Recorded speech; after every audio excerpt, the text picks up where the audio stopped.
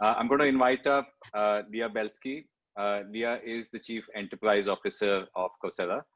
Leah, I'll request you to invite your panel up and introduce them as well, please. Great. Thank you so much, Raghav. And thank you everyone for joining today. It's just mind-blowing to see everyone's comments in the chat and to have you all here. So to kick us off, we heard Jeff talk about a new era of higher education. We heard Shwetab talk about new innovations that will help universities deliver on the promise of blended learning. It was great to hear Professor Seth on how the higher education space is being transformed by technology.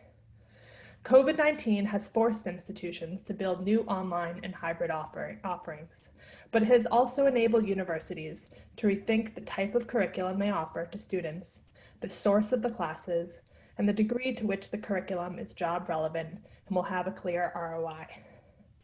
We are joined by an esteemed panel today who have led their universities and the higher ed community over the past few years. They're currently building leading online programs and envisioning programs that might be built in the years to come. And with that, I'd like to introduce you to my esteemed panelists. Pardon me. First, I'd like to introduce Dr. Ada Peter. She serves as the Director of the International Office and Linkages at Covenant University in Nigeria. I'd like to welcome Gordon Jones, the founding Dean of the College of Innovation and Design at Boise State University. I'd like to welcome Helen Ward. She's trained in medicine at Sheffield University and is a clinical professor in public health and a director of education at Imperial College London. I'd like to welcome Janat Shah. He's the director of the Indian Institute of Management, Udaipur, since its inception in 2011. And lastly, I'd like to welcome Dr. Edward Rocart, rector of the University of Peruana in Peru. Are we all here? Yes. Thank you all for joining us. So to kick us off, higher education has met with some unprecedented challenges. I'd like you all to share what is one thing that you've each recently heard from a student or faculty that has made you realize the scope of the challenge we all have at hand. Professor Rocart, why do you start? Well, good morning, good afternoon, and good evening to everybody. It's very exciting to be today here, joining you in the first anniversary of Coursera for Campus. And basically what we've lived through this past few months and the pandemic and the way it has, in the case of Peru, quarantined us and made us basically understand how we have to accelerate everything we've been doing digitally, has provided us with fabulous experiences from our students. Students have engaged with courses provided by Coursera in general. They have really learned how to take advantage of the resources they have at hand, the global content, and in many ways, content that sometimes is not even available in our country, through experts from world-class institutions that have been creating this content on Coursera.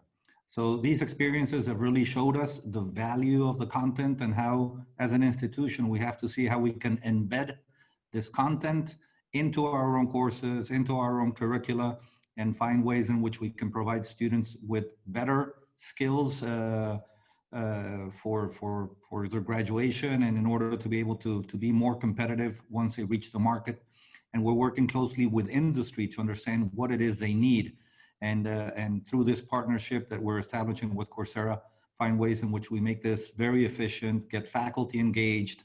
And it's really a very exciting time for us at the university. And we're getting over already 250 faculty members engaged and working on this process. Great, thank you very much. Gordon, can you share a challenge that has come to the fore for you? Yeah, sure. And again, I thank you so much for having me here.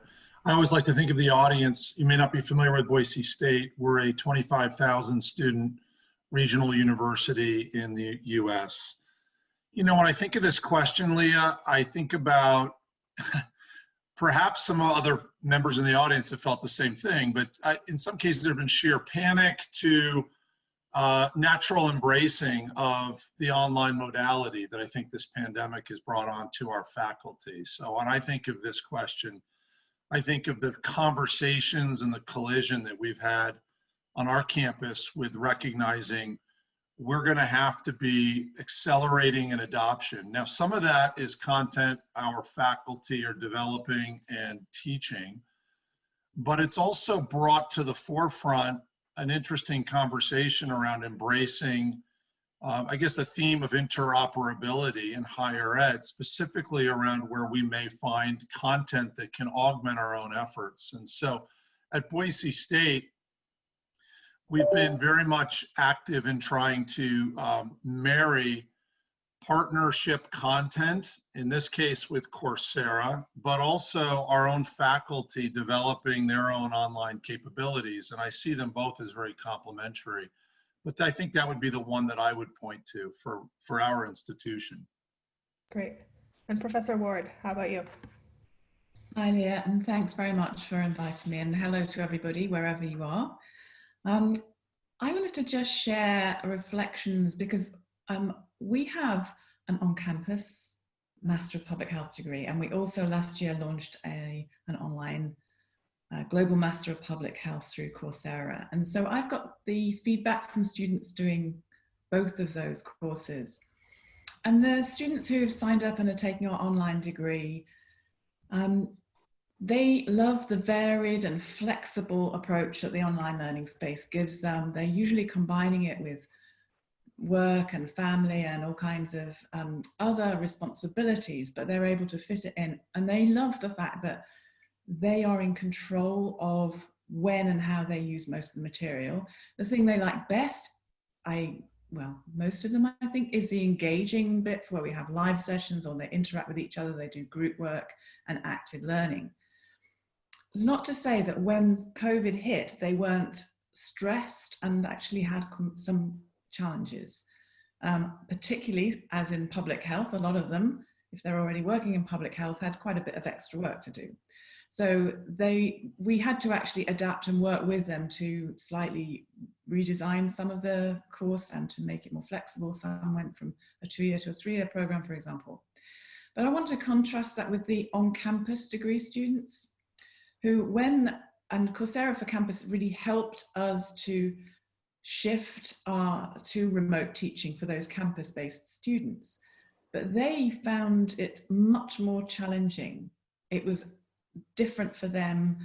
I think many of them felt very isolated, going from meeting fellow students every day in person, in the lecture theatre, in seminars, just being around the campus, to being often, stuck in their rooms and having to do online material. So I think we shouldn't take for granted that all students find this an easy and obvious way of learning. I think people need to learn how to learn online, and you get a you get a selection bias, obviously, those that actually opt to do an online course.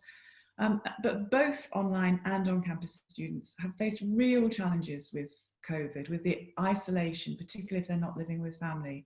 They're living on their own in student accommodation. So I think making sure that we're very sensitive to and provide remote but personal support for students doing these kind of courses to try and help them overcome the isolation that they felt. But I do think that it's been an amazing opportunity for us to extend the reach of these courses. So I think it's been good, but we have to really support students through those challenges. Great. And Dr. Peter, how has COVID really made you realize the scope of the challenge that your university is facing? Right. I think I would rather speak of the opportunities that it has opened up, for us as an institution to see.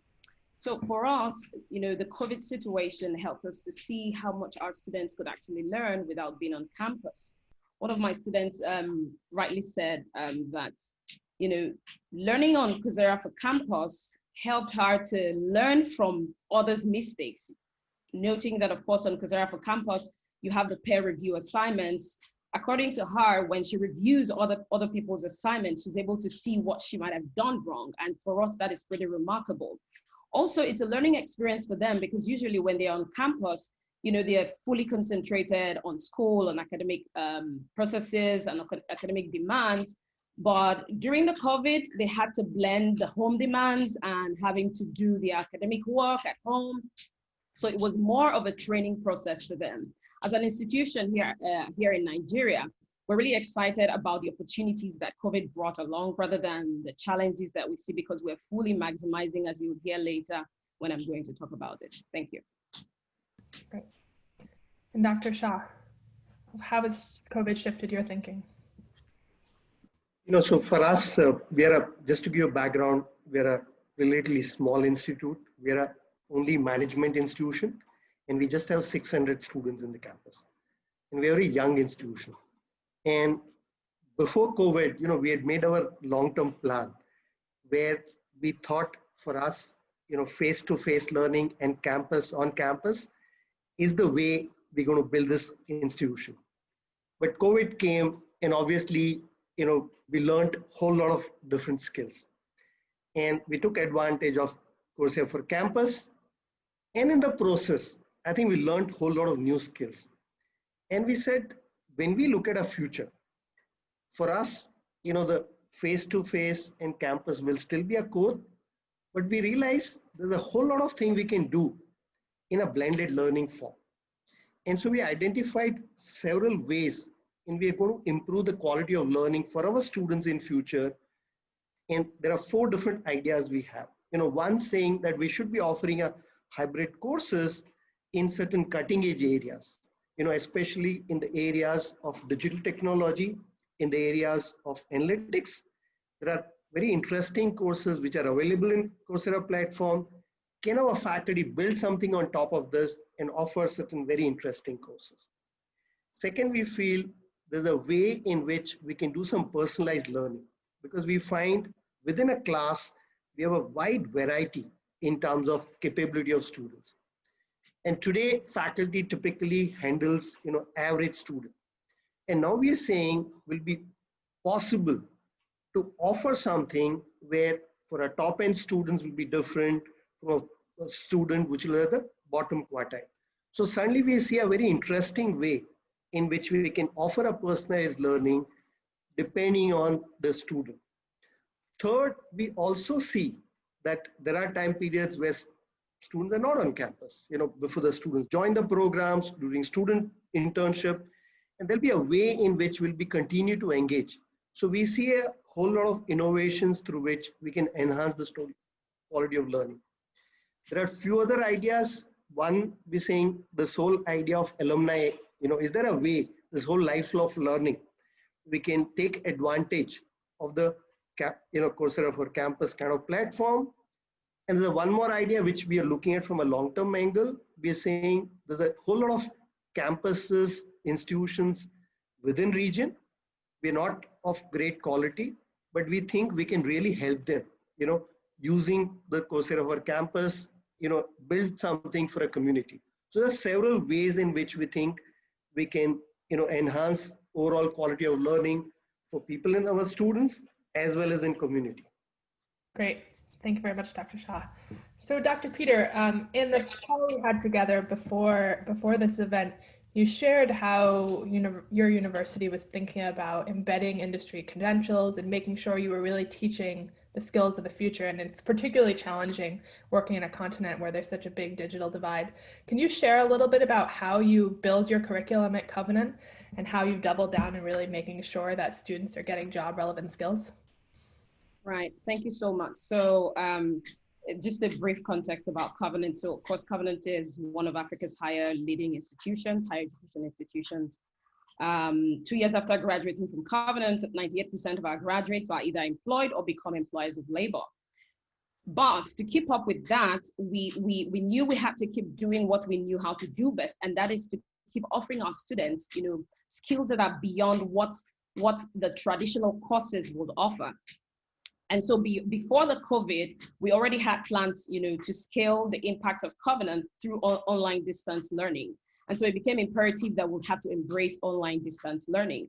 Then came the COVID and the C4C, which spiraled into a partnership with Coursera and for campus, Coursera for Campus. The new partnership, with Covenant meant that we could offer all of our 9,000 students offerings on Coursera, including our alumni members. So the question is, how do we integrate Coursera into our current curriculum? How do we ensure that we do not breach the National Universities Commission, a regulatory agency in Nigeria, and yet be able to offer our students industry relevant skill sets? So what we did is, alongside our usual curriculum review, we interacted with 400 plus global industry partners. And the way this worked simply was that, for instance, if you were studying a course, say computer science, we identified the top job roles you're likely to fill, 10 of those that you're likely to fill as a graduate of computer science. Now, within those job roles, we identify the skill sets that are required. And then we blend this into the existing curriculum at Covenant, and also see what courses on Coursera, offers our students a richer learning experience on this skill set. So that's how we have been able to integrate industry relevant skill set into our existing curriculum and also bring in Coursera on board. Thank you very much. So Dr. Rocart, I think of all the leaders I've talked to, have just had a really bold vision about how to enable your faculty to be forward thinking, to not feel threatened by bringing in new types of courses, to think about their own upskilling. How have you gone through the process of actually getting faculty on board to teach all these new courses, specifically because so many of the courses that you're now engaging come from other universities all around the world? They're not homegrown, they're not homemade. How do you bring the institution forward? Critical issue, Leah. This is a critical issue, Leah. We have, basically, we definitely need to engage faculty in a project like this. Faculty have to buy in, they have to understand the true purpose behind everything we're doing. Simon Sinek always talks about the why behind everything we do. If faculty understand what we gain through participating in a project like this one with Coursera, they start understanding how we can enhance our value proposition to our students, improve their graduation profile, make them more job ready for the market, accelerate our already robust digital transformation at the university. We've been working on this for the past 10 years. And faculty have been participating in this process from the very beginning. At the university before the pandemic, we had approximately between 25 and 30% of our total hours provided digitally, either asynchronous or synchronously, as embedded content in our courses. And faculty have been a critical part of this.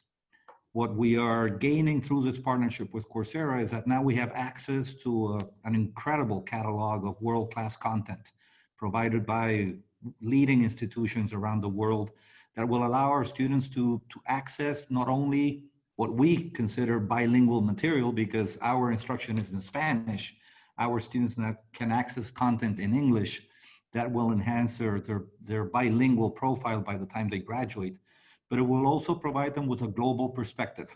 We can continue developing content, but if we do it locally and do not take advantage of what the world has to offer, we're limiting everything we offer to our students. So I believe that if faculty understand basically everything we have to gain, how they will also learn through the process of collaborating, we will really achieve something amazing for our students. And that's basically the whole purpose. We want to provide our students with better access, with better quality, and make them at the end better professionals and better citizens. And that's basically the goal of this partnership. Great, thanks.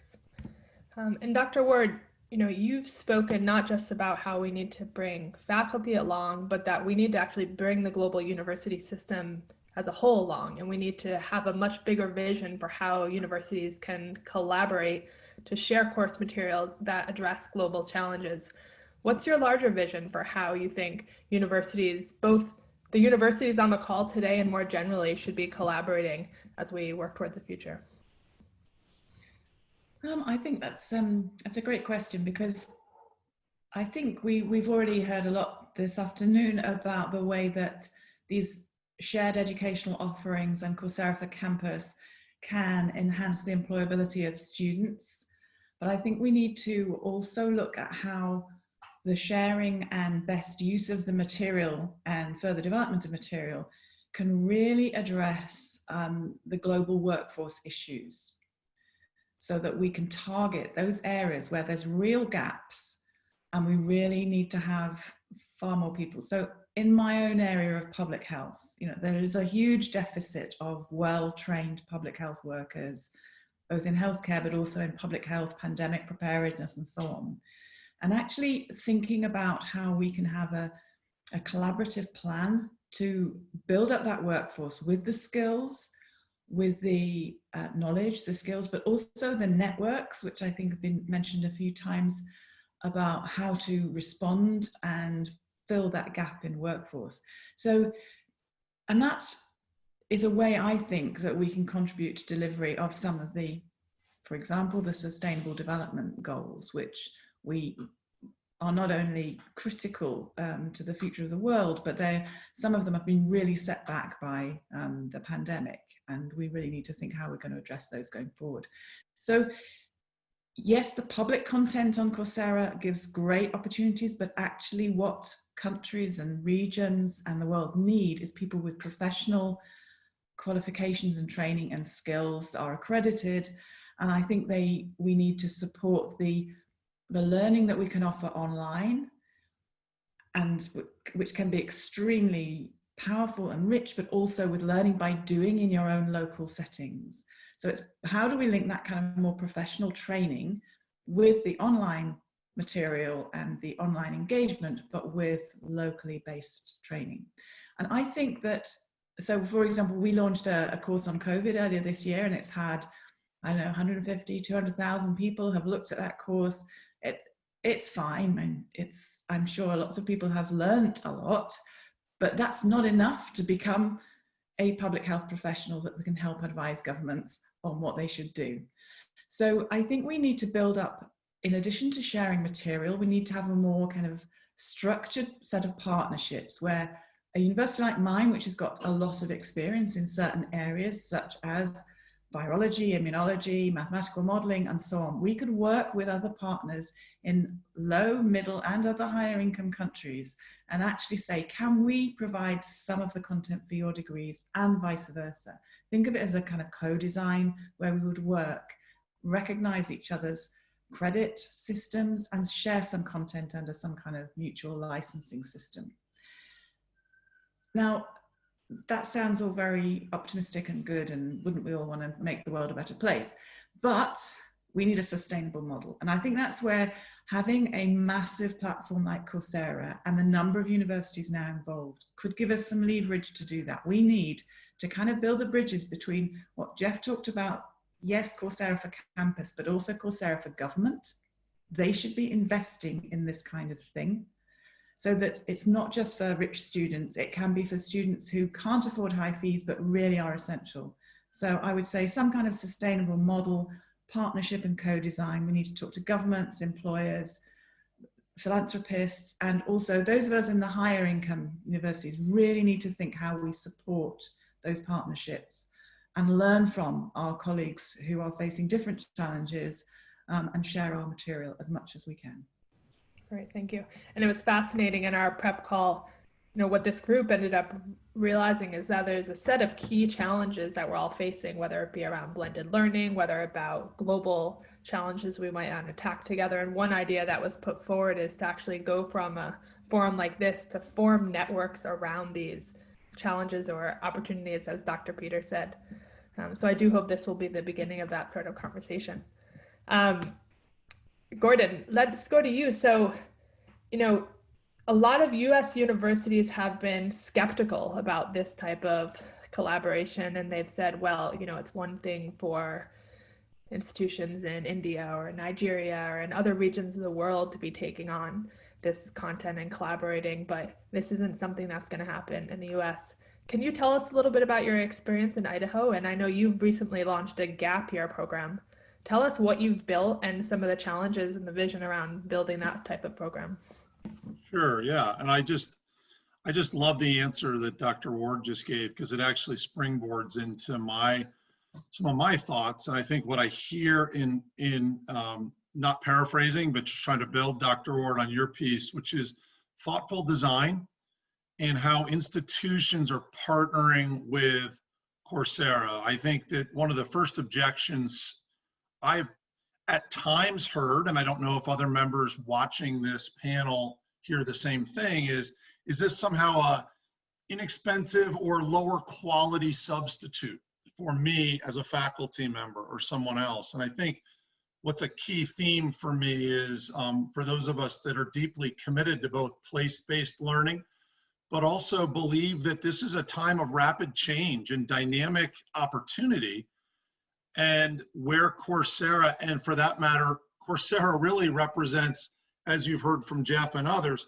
hundreds of other institutions providing content, thousands of others finding ways to design unique ways in which they partner with it. So I see this as a chance for all of us to be designers, not necessarily having to just sign up for a course, or it's an either or. It's not a binary decision. So jumping into your question, for me, I think one of the things my college, and I hope my US-based or other attendee colleagues think a lot about, is what are the trends that are affecting our institutions and our thesis on higher education. And I certainly think a lot about, in general terms, access, affordability, and post-graduation outcomes for our students. But more specifically, the gap year program came out of a lot of a thesis and a view that I have around where do we do see lifelong learning as a trend that's going to continue at our institution, I believe more broadly than our institution, but our need as institutions to join people throughout their life. It's not transactional, to pick up on what Jeff had said.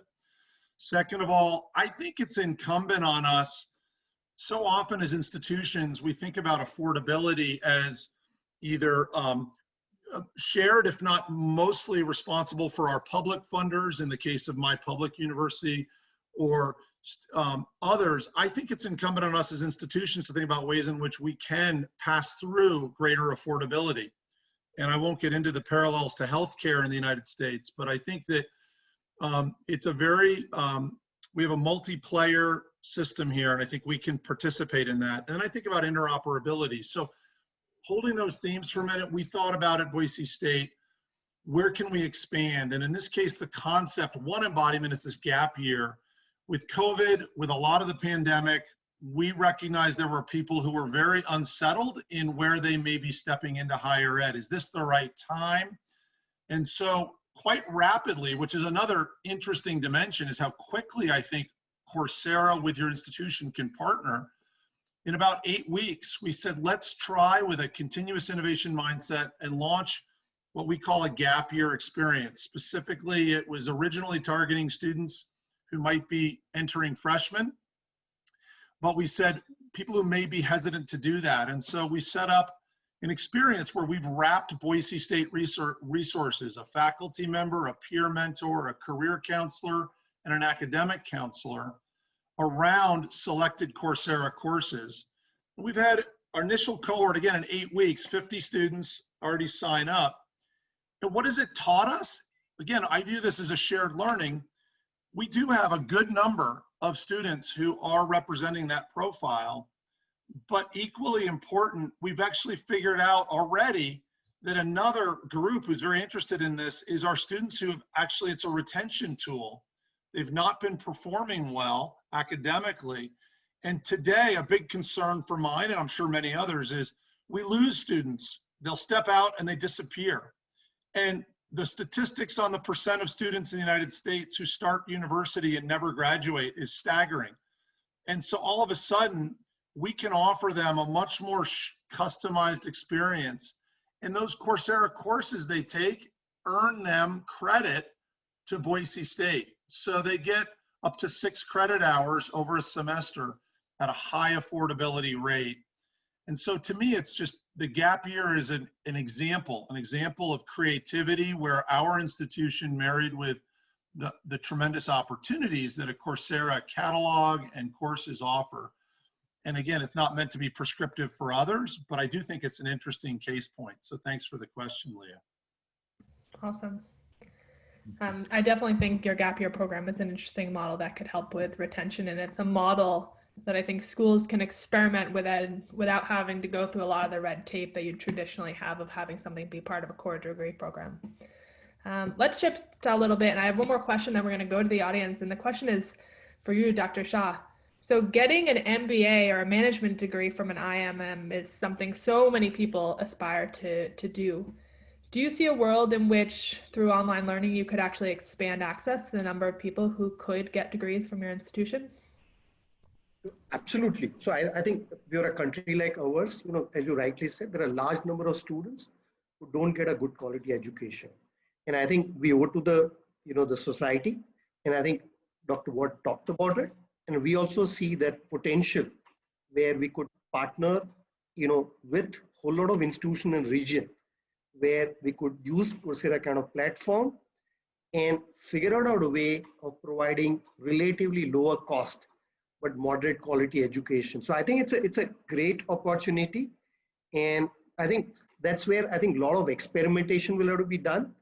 And also honestly, it's humbling to see the kind of experiments a whole lot of people are doing, right? Traditionally, we have looked at as saying we learn from India, but I think we are saying here is it's important to learn from a whole lot of people around the globe. So I see a great potential there that raise the level of a whole higher education and management in the country. Cool. And so just quick pop question, 20-second answer for each person. The question is for you. If you were to think 5 years out, will your universities be serving 20% more, 20% less, 50% more, 50% less? How will the number of students that are enrolled in your institutions shift as you look 5 years down the line? And I just welcome you to share a number, vision. We won't hold you to it. Very quickly. Edward, you're laughing, you go first. Not a whole sentence, just a number. Basically, I truly believe we are about providing access in order to transform the future of our country positively through education. I believe we're definitely going to be growing between probably 20 or 30% at a minimum, even though we're already a pretty large institution. Gordon? 50% more, but a lot more online or blended as opposed to in person. Dr. Peter? Right. I anticipate perhaps more than 100% because if you look at the last Coursera skills gap analysis, there's a lot of skills gap on the continent. So for Covenant, we're hoping to see how we can, close up this skills gap, and that's the idea of opening it up to online distance learning. So I anticipate that we will have more students, maybe not on campus, but then online students learning online. Yeah. Helen? I think something like 20-30%. I don't think that we should be overly ambitious in number size, because I think we have to maintain the quality of the education. And that means people doing degrees and so on, they need personal tuition. They don't just need everything asynchronous on their computer. So I think we have, unless we have a massive expansion of academic staff, I think we have to take it at a steady pace. Dr. Shah? Somewhere between 30 to 50%, but we have a small base, so our case is different from all others. Well, I do think the world would be better if all of your institutions were growing at that rate and serving that many more people. So maybe we can all hold ourselves to it a tiny, tiny bit, but it's inspirational. So last question for all of you. How do you worry about employers in your ecosystem recognizing online credentials and recognizing the new credentials that you're putting out as you innovate? And do you need to partner with the local ecosystem, or you feel confident of just pushing ahead? Dr. Peter, why don't Helen go for it? Right. So as you already know, right now, employers appreciate seeing some of those certifications on CVs to say, oh, you've got a degree, but beyond your degree, you've been able to take this course on Coursera or similar platforms where you've acquired skill sets. So our case is that we imagine that it's a huge plus and a huge a benefit for the industry, because certainly it's like we're taking on the burden of having them to train new entrants when they come on board. They already have the skill set, so we have saved you a lot of money. Our anticipation is that they would appreciate it. And we already have this feedback from some of our curriculum partners, appreciating Covenant for taking on this responsibility to get them work-ready graduates. Helen? Yeah, I mean, I think that employers I think we have work to do to actually engage with employers and to show what we are developing and why they are valuable. And I think for the more traditional kind of approach, which is all a bachelor's degree and a master's degree and a PhD, I think breaking that down into different parts, which I think certainly in my work and relationship with Coursera over the last 3 years has really opened my eyes up to the real potential of credentials short of a degree that are key to not just your sort of first wave of learning, but your lifelong learning. So people like myself, okay, maybe I'm a bit old for this, but you know, people a little bit younger than me who say, well, you know, I've got my public health degree, I've got a medical degree, that's it. And you go, actually, no, you need to do some kind of official credential in, well, education, but also in data science or things that have happened since you got your degree. And I think being able to package key things that address, so it's similar to what Dr. Peter just said, you know, some of them are transferable skills, but some of them are new skills that people didn't have to know when they graduated 10 years ago, 5 years ago sometimes. So actually having those multiple levels of offer to our current students, our future students, and also our students that graduate next year, make things open that they can come back and do an additional credit on something that they were not able to do during their degree. So yeah, I think we need to work hard with employers to actually convince them of the value of that. Gordon, do you worry, so, you know, Helen is suggesting that universities should be putting out many different types of credentials in addition to the core degree, and that, you know, I think it was your son, you said, should actually go back and take some of these credentials. Do you worry that that will undermine the core model of the university and the number of students who are actually enrolling in the core degrees? Like, might your gap year siphon off students who just go take the gap year, get some great job relevant skills, go into the workforce? Is this a threat to universities? Is it a threat to the degree? You know, my quick answer is no. I mean, but I also realize that's very stark. I think that universities recognizing that they provide a special experience that's intellectual development, but clearly skills and experience to me has historically, I think, been viewed as diametrically sort of opposite. And I think that needs to come together. I think those are not mutually exclusive. So the idea of a student dropping in, grabbing a credential, and somehow, I think both students and I think institutions articulating the difference, but the result is, in either case, I think students want to end up in a place of agency and empowerment in their life. And higher ed is, to my view, and obviously my conviction, is the single greatest catalyst and opportunity for individuals to step into greater agency and empowerment in their life. So if we miss the mark by not recognizing the need to bring skills and experience alongside, I'm concerned that we'll miss the mark in communicating that value given today's environment. So it's a lot of words, but I would just say, if we do our job well, I don't think that will be a problem for students and institutions to recognize the difference between situational degree credential and getting that formative experience. But I also think lifelong learning means, back to this theme here, we're going to enjoy having people who've spent that degree time coming back for a situational skill or an experience that might further augment. But again, I think relationships, universities seeing what the challenge of today is for our students, meeting that will keep us relevant and high public confidence. So hopefully that answers your question. Great. And just in our final minutes, you know, so many of the university leaders who have joined this webinar today are really trying to help their universities take a leap forward to be part of the top global community of universities. If you could each just share very briefly, what's one piece of advice you would give to each of these university leaders as they start to engage in the Coursera for Campus community? How would you advise them? 20 seconds each, and then I will be cut off.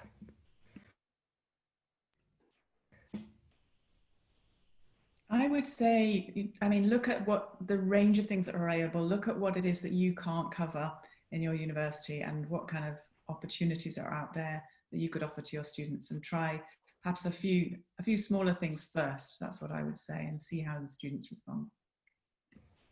And do a course yourself. Make sure you do a course yourself. Great advice. Dr. Peter? Right, so I would advise that you certainly avoid wanting to repeat what some other universities have done already. You want to situate and understand your problem and the challenges you're facing, and then from there, take off to what you think Coursera might help you accomplish, certainly. Dr. Shah? So I think one is experiment. Second, it must fit your own business, vision, because even within this group, each one of us has used Coursera kind of platform in a very different way. So you figure it out, but definitely do a lot of experimentation. Cool. And I find that striking as well. Everyone here, we all came together and we discussed what use cases everyone is addressing and what their business goals were as well. And everyone had very, very different goals. Gordon, what's your one piece of advice?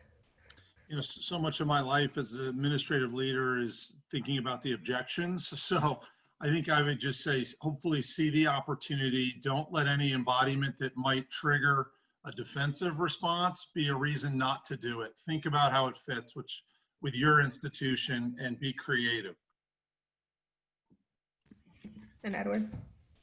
Definitely, I'll follow up on Gordon's comment. Embrace the opportunity. I truly believe that this is something that if we use it well and we start demonstrating through tangible evidence that we are providing our graduates with a better future, we will definitely get everybody on board.